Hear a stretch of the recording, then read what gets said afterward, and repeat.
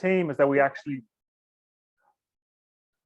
we live and breathe sustainability, circular economy on a day-to-day basis, working with organizations at the coalface of how do they set up a strategy? How do they develop out targets? How do they then deliver on those targets through actions, plans, communication? So, you're not just getting a training program, you're actually getting real life hands-on insight across multiple sectors and business model innovation and sustainability strategy and running running various organizations. Plus, there's international as well as local expertise across the team.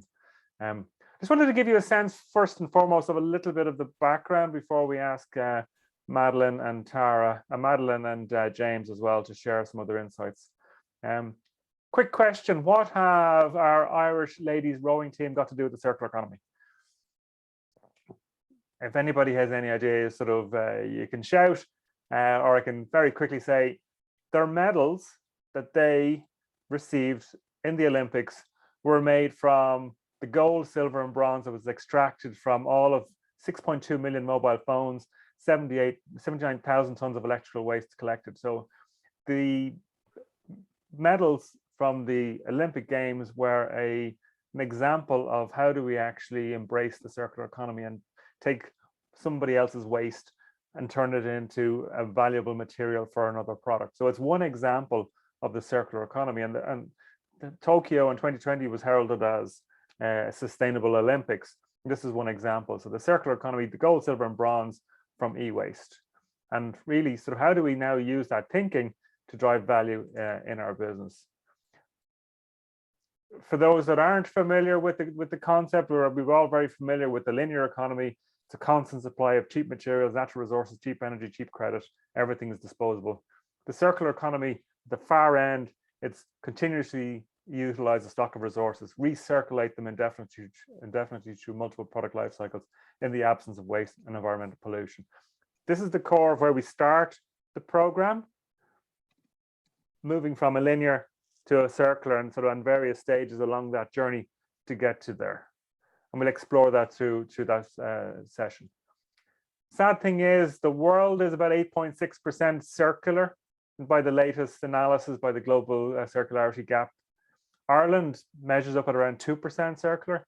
And the reason why I wrote 98% in brackets is that there's 98% opportunity for innovation, 98% opportunity for us to actually embrace and do more great things in the circular economy for driving value in our business, for driving down our carbon footprints, our climate impact, etc. So let's focus on the 98%, not the 2%, and it's a key part and input into the program. We can also apply our thinking at a process level, at a product level, at a business model level, and a system level, and we'll explore that through the first and second modules.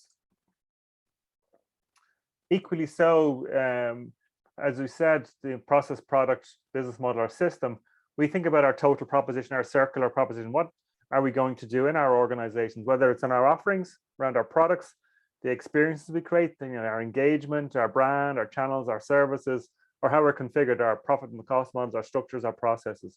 So our program actually encompasses both our offerings and what we look at and how we bring those to the market, the engagement piece with Madeline and Tara, and how we're configured around our processes, our structures, our resources that we use in our business. So we start with this big picture across our total proposition, and then over the course of the program, we look at our offerings, our configuration, and our experience at various elements, ultimately aiming for us to actually have our own circular proposition, our own new circular economy business model, or areas that we can explore.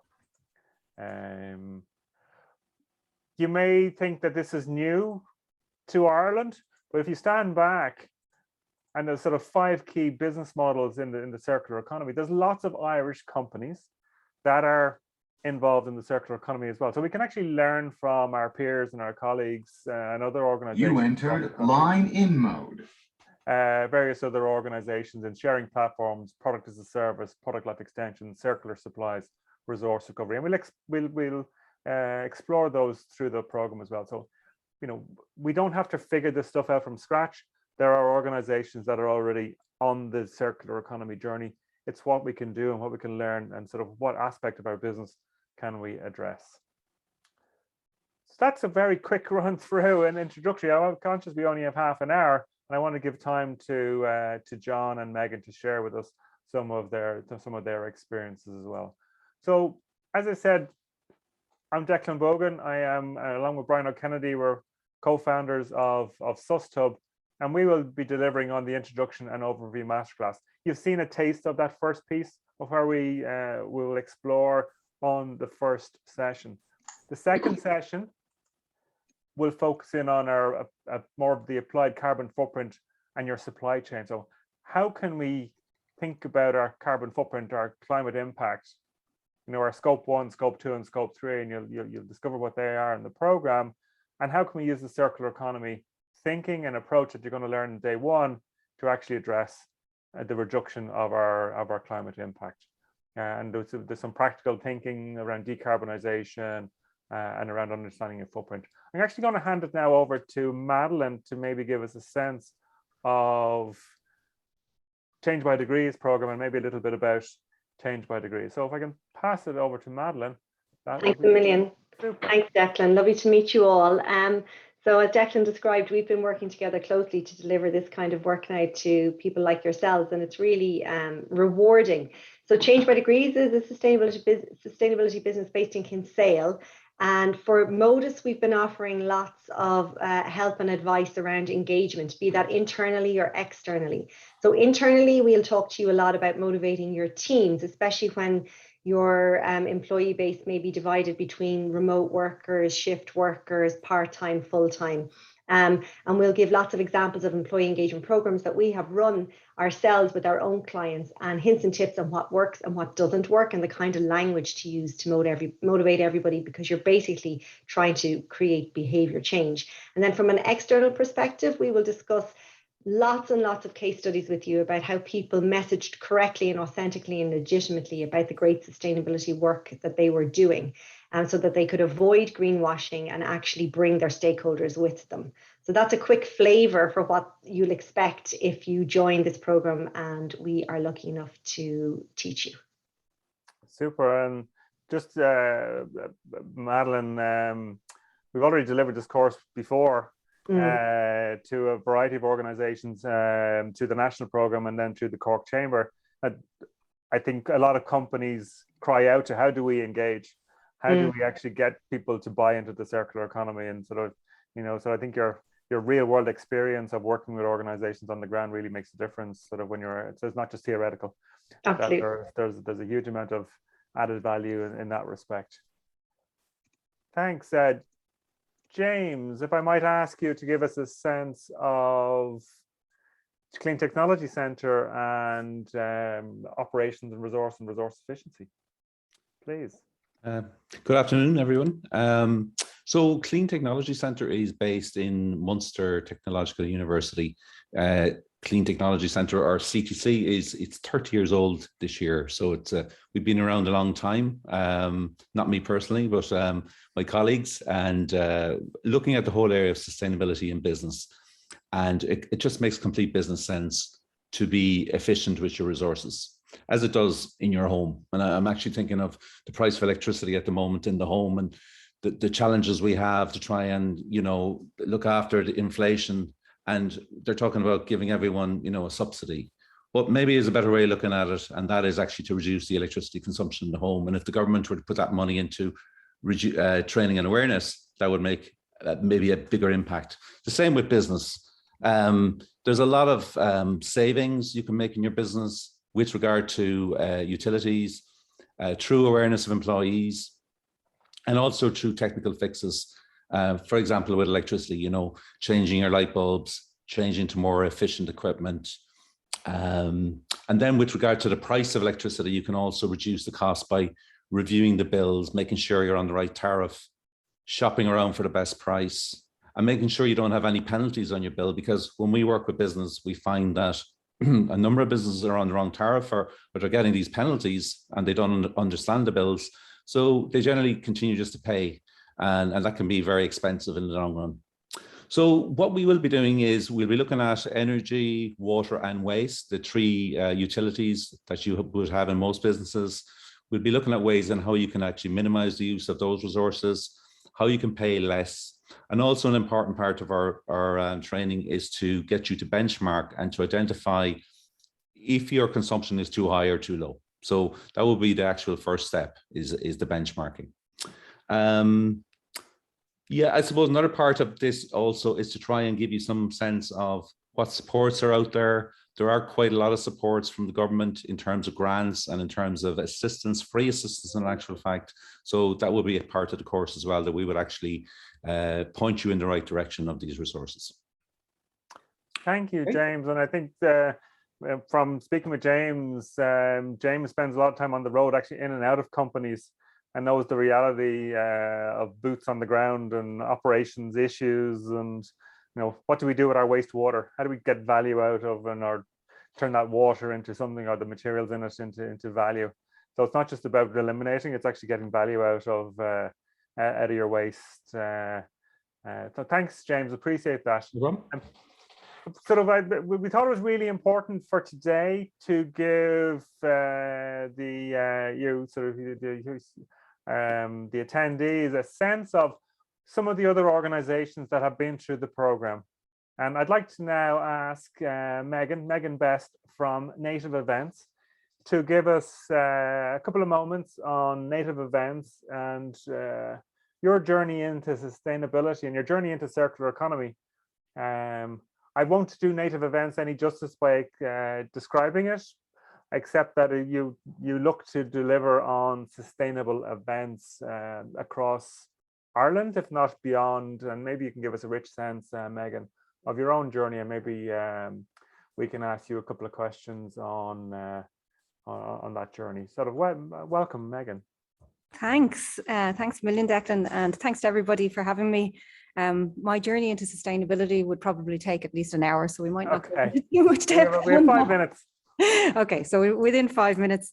So I was the operations manager for the Body and Soul Festival for many years, and we were always pushing for sustainability and sustainable initiatives at that show. But one of the things that we discovered in trying to do that was that there was very little infrastructure, knowledge and expertise on this island in order to facilitate more sustainable practices at that event and at other festivals and events across Ireland. So we founded Native Events as a response to that. I mean, had traveled over to the UK, Portugal, the Netherlands, and really seen what was happening internationally in the music arts festival scene. Particularly in the UK, there's a huge amount of really good work being done there in terms of monitoring, measuring, reporting, environmental action, and so on. So we started thinking about how we could take this back to Ireland and bring it into the sector here. First piece that we did was to invest in some solar panels and building some batteries so that we could provide renewable power infrastructure for like a small activation or a venue or a stage, or even like for markets and trade shows and so on. And we've worked away on bits and pieces like that and just trying to bring in more advice and consultancy into the space to the point where we now do three strands of business, being consultancy, which is sustainability strategies and advice for events and cultural activities. And then there's event production where we do our own shows. And then we do event equipment hire, which is, as I say, the solar power. We're going into reusable cups, compost loos, and all of the more sustainable and circular methods of producing and delivering events. Now, obviously, over the course of Great Panini, as I've started terming it now, we kind of had to rethink what we were doing and spent a good bit of time focusing on project development and ideas and pivoting and networking and getting a better understanding and kind of profile raising within the industry, because we weren't actually out running around at events and in the fields trying to produce them for the time. So it was actually the Great Pause was quite good for us because it was an opportunity for us to think and learn in the space. And one of the things that actually we really learned, and this is back from MODOS, which was before the events industry was shut down, but it was a great learning opportunity that you guys are about to embark on. And it's really about network building and sitting down and having a creative space with people who are like-minded and really getting a different perspective on the way things are, I suppose. One of the principles of the circular economy is that industrial symbiosis piece. And one of the things that we've been doing over the years, quite a lot of actually, is salvaging from one part of the events industry or the wider kind of entertainment industry and turning the salvaged equipment into something else, something new. I mean, I also represent a clothing brand that's entirely created from festival campsite waste turned into jackets and bags and so on. And that's a good example of industrial symbiosis, where there's this large amount of waste and it's being turned into something new and reimagined. One of the things that actually also struck me from the MODOS course was I went into that course thinking that we were a circular brand already. But what I didn't really understand until we went through that learning process was that, yes, you reusing waste and turning it into something new and being creative and imaginative about that and working with other people to do that is a circular idea, but it's more of just recycling, whereas having an idea of what might happen to the end of life of that product again and again and again is how you really start getting into that circular economy piece. But I mean, we've moved on from 2018, I think it was, when we did the MODOS course, and or maybe it was 2019, I can't quite remember. We're now in the place where, thanks to our network and thanks to all of the creative industry here in Ireland, we're doing a huge amount of salvaging and a huge amount of rebuilding and working those ideas and actually working that design process into everything that we're doing. We've salvaged quite a lot of timber over the last little while. We're going out to some of the creative agencies tomorrow to get some more bits and pieces, and these will all inform and take part in and be part of activations and stage builds and so on across the country as we reopen. So fully circular principles as much as we can, but always with the view to what happens next and what happens at the end of that life cycle. Thank you, Megan. Appreciate that. Just one very quick question. Are your customers asking for the circular economy, or are they need to be led? They need to be brought on that circular journey? There's a lot of requests about sustainability and getting into the idea of being more sustainable and waste reduction. The term circular economy is starting to gain traction. Yes, there are some of our customers who are, and our clients and people who are reaching out to us who are looking for advice specifically in that area, but sustainability is still a more common or more regularly used term, I think. Okay, excellent. Thank you very much. Look, and if anybody knows anybody looking for a job in sustainability, Native Events are recruiting in the sustainability events space. If you go onto their website. Thanks, John. Thanks, Megan. John, good afternoon to you. Thank you very much. John is from Burke's Hardware in Rathnew. I used to live in Wicklow Town. I used to drive past it every day. John, if you might give us a sense of Burke's Hardware and your own journey into the circular economy and your how you got on with MODOS, please. Yeah, okay, so basically, one thing I was asked was, well, what did you learn, or what helped you with circular economy? And the way I was from the course last year, and it helped me be more accurately appraise in real terms how small changes in processes and actions within my company by applying circular economy principles can yield big results and higher margins towards the goal of carbon neutrality. Sustainable changes in my business, well, there's a few things that happened. Migration from diesel to electric machines with forklifts. New cardboard baler. We always wondered why we struggled to give away effectively free raw material to recyclers. They didn't really want our bales of cardboard. And when I probed a bit further, we were told that, you know, your bales aren't big enough. So we got a bigger baling machine. And now we've turned basically a cost center into a product revenue generator. And that's just asking a few questions. And as the previous speaker alluded to, just talking to other businesses. That's all you have to do. And basically, that was a big investment, but we hope to amortize that over 5 to 6 years with the revenue generated just by selling a cardboard back.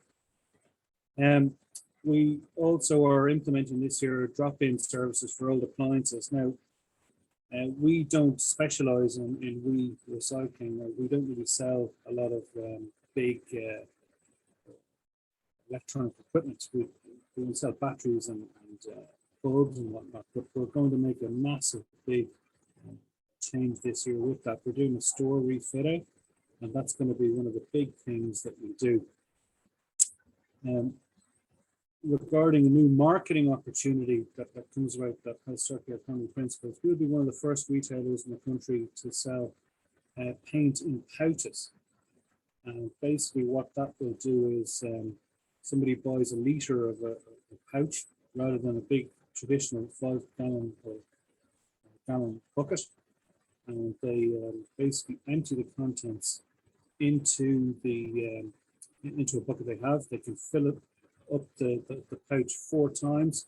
They've got their gallon bucket. Then the leftover pouch can either be recycled or composted.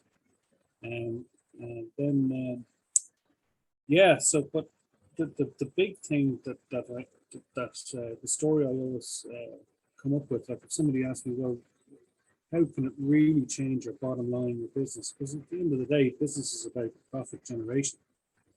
And the story I always give, and I always think it's very important to sell, not tell the story. I mean, anybody who's here, we're all talking to the choir, we're singing to the choir here, but I think that some people, they can be quite unrealistic with the expectations of other people when they try and sell their message to them. And I think it's very important that people are sold, not told. And the story I always give is back in 2008, we were heading into awful depression. Basically, I was facing a situation where my business had revenues of 25% of the previous financial year. So I had to look at savings everywhere.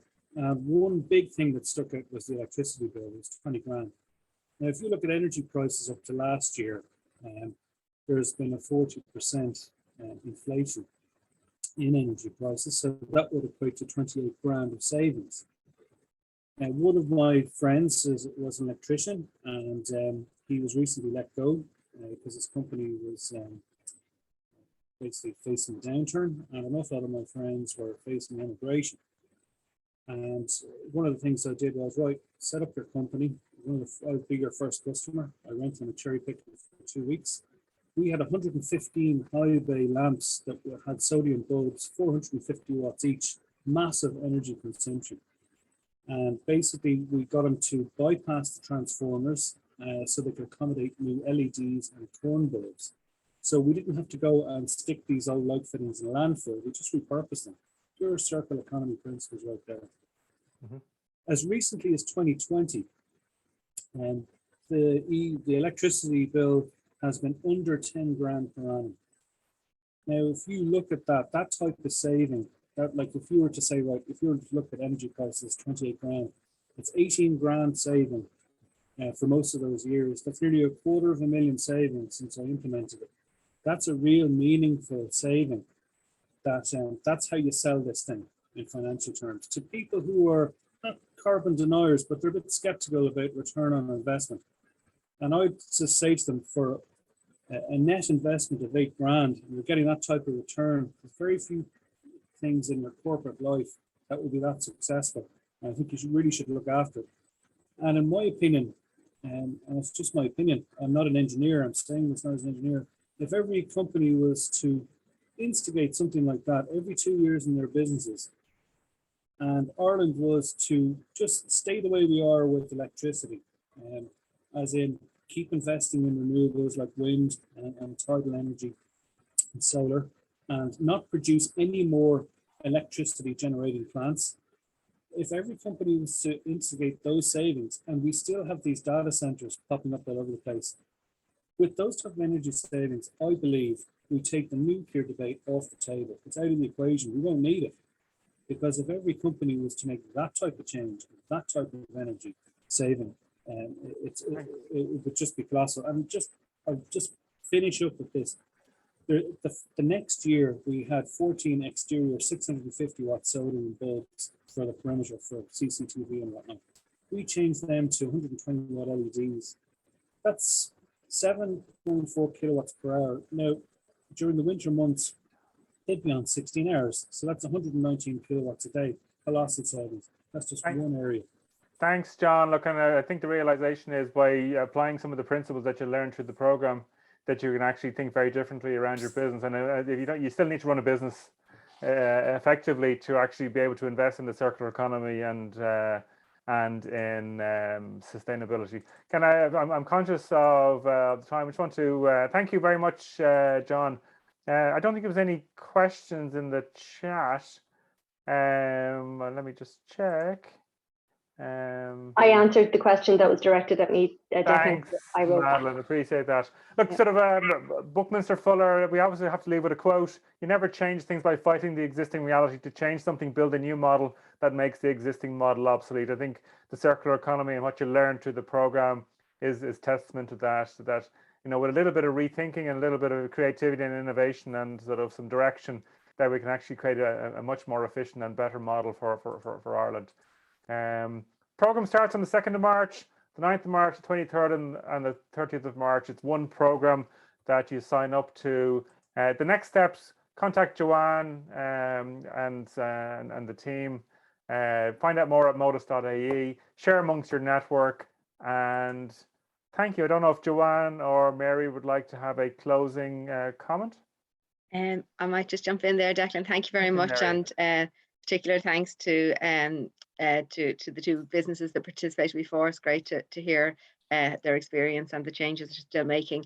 But yeah, we'll be in touch with everyone on the call, and we'll send the links to the application form. So if anyone has any questions about the programme, we'd be happy to answer them, and we look forward to getting two new spring programmes up and running in March. So thank Look, you I all. can say for another 5 minutes, anybody who had any questions they'd like to ask while we're here? Or is everybody shy and everybody wants to go home? Everybody wants to have their lunch? No, are we good? Look, thank you very much, everybody, and thank you to Megan and John from Native Events and Burke's Hardware, and thank you for participation in the program before. To Mary and Joanne and to Michael and to James and Grania from SUSTUB, and I think Madeline just jumped. Thank you very much for your participation today and help, and to Aoife. Thank you very much. Thank you. Thank you. Thanks, Bye, everyone. everybody. So much. Bye now. Bye. Declan, James. I might have a word with you when I can are say- you talking to Joanne maybe? I don't know. Joanne? You're just on mute there, Joanne.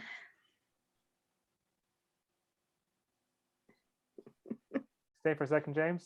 Yeah, no It problem. wasn't letting me mute. I mean, unmute. No, I wasn't. I was just, if you and James want to chat, that's absolutely fine. We can chat after. Is everything, was that okay, Joanne? That was great. I think that was great. That was great. And everybody got in. They did. There was no need for Wonderful. passwords. After, yeah. Stressful, was it? Situation yesterday. So that's great. Yeah. I think that worked well. Megan was great, wasn't she? Yeah. Very good. Yeah.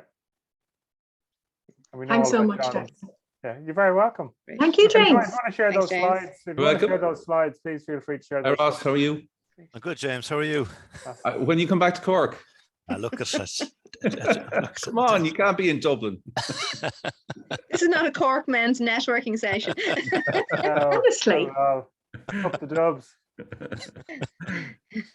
Well, I think I'll be here for a while, yes, James. Okay, I'm You going to guys. have